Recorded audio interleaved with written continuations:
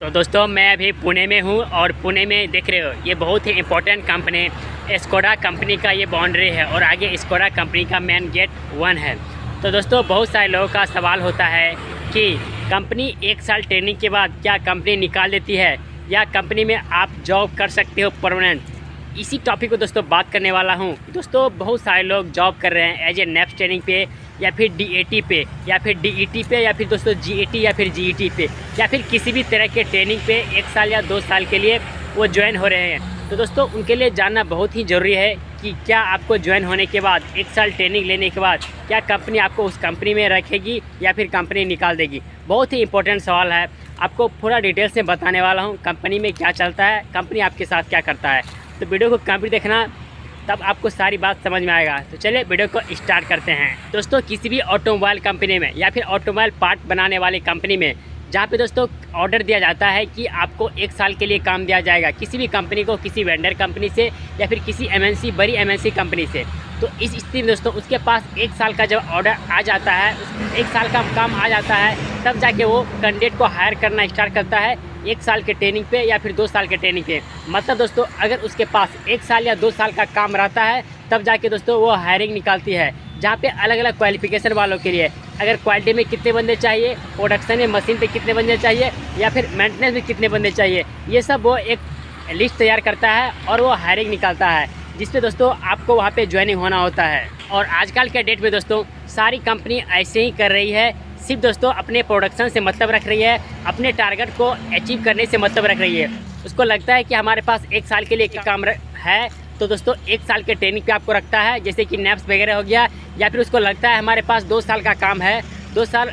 बंदे की रिक्वायरमेंट है, तो वो 2 साल के लिए आपको हायरिंग करती है। और दोस्तों ये इसी 1 साल या 2 साल के अंदर दोस्तों आपका डिसाइड होता है कि आपने कैसा काम किया, आपका अच्छा परफॉर्मेंस रहा कि नहीं, आप कंपनी में कितना टाइम दिए, आप कंपनी को प्रॉफिट दे रहे हैं कि नहीं। अगर आपका परफॉर्मेंस अच्छा जाता है दोस्तों या 1 साल का ट्रेनिंग के दौरान या फिर 2 साल के ट्रेनिंग के दौरान, तो दोस्तों आपको वो कंपनी आपको अपने अंदर रख लेती है, सारे कैंडिडेट को नहीं रखती है। अगर मान लो कहीं पे 15-20 बंदे का ज्वाइनिंग हुआ है 1 साल के ट्रेनिंग के लिए, वहाँ पे 3 या 4 बंदे को या फिर 2 या 3 बंदे को वहाँ पे आपको ऑन डोर रख लेता है। जितने भी नॉर्मल कंपनी है, मैं बड़ी बड़ी कंपनी की बात नहीं कर रहा हूँ, मैं नॉर्मल कंपनी की बात कर रहा हूँ। आपको 1 साल ट्रेनिंग के बाद दोस्तों आपका परफॉर्मेंस अच्छा रहता है, चाहे आपका कोई भी डिपार्टमेंट क्यों ना हो गया, आपको ऑन डोर रख लेता है, यदि आप वहाँ पे अच्छे से काम कर रहे होंगे और कंपनी को प्रॉफिट वगैरह दे रहे होंगे। बहुत सारे ऐसे कंपनी हैं दोस्तों, जैसे आपका सिग्मा हो गया, फ्लैश इलेक्ट्रॉनिक्स हो गया, ऐसे ऐसे कंपनी है दोस्तों, आपका अच्छा परफॉर्मेंस रहेगा तो आपको कंपनी अपने अंदर रख भी लेगी। लेकिन इसके बाद जितने भी बड़ी कंपनी है, MNC कंपनी है, Tata motor, Tata Fiat, Tata auto cab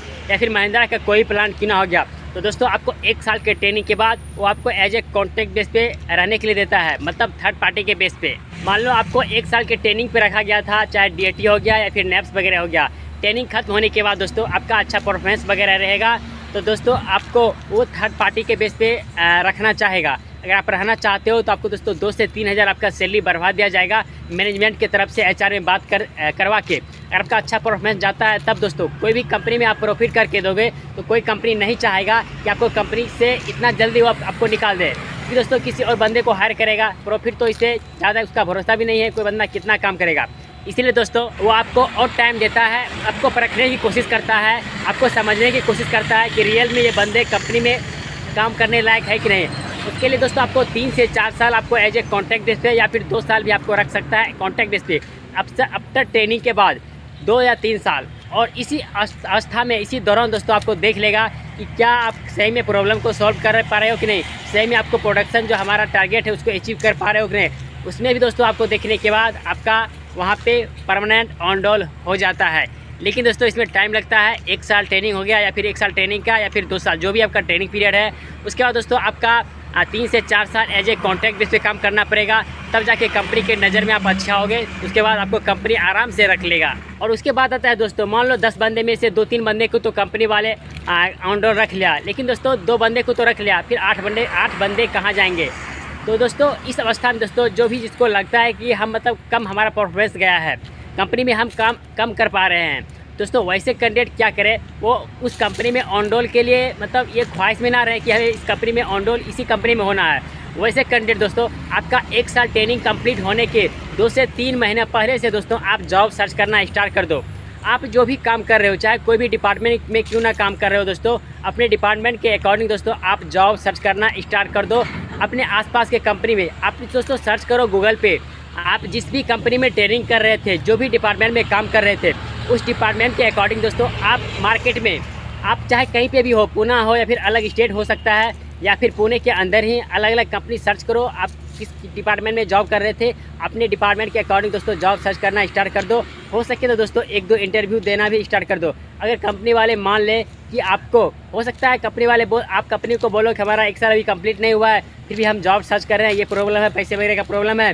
अगर अगले कंपनी वाले मान गए तो दोस्तों इससे ज़्यादा भी आपको सैलरी वहाँ पे देखने को मिल जाएगा। नहीं तो दोस्तों उसको बता दो कि हमारा इतना दिन में यहाँ से कंप्लीट होने वाला है ट्रेनिंग, तो आपको उस बात को भी मान जाता है बहुत सारे कंपनी। तो इस स्थिति में दोस्तों यदि आपको लगता है कि हमारा इस कंपनी में परमानेंट नहीं होने वाला है, ऑन रोल नहीं होने वाला है, तो इस स्थिति में दोस्तों आप जॉब सर्च करना स्टार्ट पहले से ही कर दे देना। आपको लगता है कि हमारा 5 दिन पहले, 10 दिन पहले हमारा यहाँ से हमारा ट्रेनिंग खत्म होने वाला है, दोस्तों आप जॉब सर्च करना स्टार्ट कर देना, कंपनी में बहाना बना के कि मेरा ये प्रॉब्लम है, वो प्रॉब्लम है। नहीं तो दोस्तों आपको डायरेक्ट बोल दिया जाएगा कि आपको ब्रेक हो गया, आप परसों से नहीं आना, कल से नहीं आना। तो इस स्थिति में दोस्तों आपका बहुत सारा प्रॉब्लम हो जाएगा, तुरंत जॉब छोड़ दोगे। आपको पता ही नहीं है कि हमारे जो काम कर रहे हैं इसके अकॉर्डिंग और कौन कौन सी कंपनी है, तो आप मुसीबत में पड़ जाओगे, पैसे वगैरह नहीं रहेंगे। तो इसीलिए दोस्तों आप कंपनी छोड़ने से पहले 10 दिन पहले, 15 दिन पहले, 20 दिन पहले दोस्तों आप जॉब सर्च करते रहना। हम तो कहेंगे दोस्तों आप जब से स्टार्ट किया हो जॉब, जब से ट्रेनिंग स्टार्ट की हो, उसी समय से आपका कौन सा डिपार्टमेंट है, कंपनी कौन सा है, कंपनी क्या प्रोडक्ट बनाती है, क्या काम करते हो, जो काम कर रहे हो इस काम से रिलेटेड कंपनी के बारे में सर्च कर देना स्टार्ट कर देना, चाहे गूगल पे हो या यूट्यूब पे हो। इससे बहुत सारा आपको समझ में आएगा और आपको इंटरव्यू देने में और कंपनी को चूज़ करने में आपको प्रॉब्लम नहीं आएगा। और आप किसी भी कंपनी में छोड़ने से पहले दोस्तों वहाँ का ट्रेनिंग का सर्टिफिकेट ज़रूर ले लेना, क्योंकि दोस्तों वो आपका सर्टिफिकेट 1 साल का है या फिर 2 साल का है, आपका एक्सपीरियंस सर्टिफिकेट माना जाता है। जो कि आप किसी दूसरे कंपनी में जाओगे तो वही आपका सर्टिफिकेट आपका सैलरी बढ़वाने में काम आएगा और आपको एक अच्छा सा पोस्ट भी देने में वो काम आएगा। तो लास्ट में दोस्तों अगर मैं आपको शॉर्ट में बताने की कोशिश करूं कि क्या कंपनी परमानेंट रखती है कि नहीं 1 साल ट्रेनिंग के बाद, तो दोस्तों याद रखना, अगर 10 बंदे को हायर कर रहा है तो 2 बंदे को वो परमानेंट ऑन रोल कंपनी में रख लेगी, अच्छा कंपनी रहेगा तो। और दोस्तों अगर किसी को उस कंपनी में परमानेंट नहीं हो पाया तो आपको घबराने की कोई ज़रूरत नहीं है। आप हमेशा जिस कंपनी में, जिस डिपार्टमेंट में आप जॉब पकड़े हो, उस डिपार्टमेंट के अकॉर्डिंग आप जॉब सर्च करते रहना शुरू से ही। जब से आप स्टार्ट किए हो कंपनी में ट्रेनिंग लेना, उसी समय से स्टार्ट करना। और आपको ऑप्शन रखना, 10 कंपनी का टारगेट बना के रखना, इस कंपनी को छोड़ने के बाद उस कंपनी में हमें जाना है इंटरव्यू देने के लिए, तो आपको कभी भी लाइफ में किसी भी तरह का प्रॉब्लम का सामना नहीं करना पड़ेगा। तो ये हमारा वीडियो बनाने का मकसद था कि आप लोगों को समझाना कंपनी परमानेंट कब रखती है, ट्रेनिंग के बाद कितनी रखती है कि नहीं परमानेंट, और परमानेंट होने के लिए क्या क्या रूल वगैरह होता है। तो उम्मीद करता हूँ कि सारा चीज़ आपको समझ में आ गया होगा। तो प्रॉब्लम आता है कमेंट कीजिए, हम उसका रिप्लाई देने की ज़रूर कोशिश करेंगे। तो बात दोस्तों फिर मिलते हैं किसी और इसी तरह की इन्फॉर्मेटिव वीडियो में, तब तक के लिए बेस्ट ऑफ लक।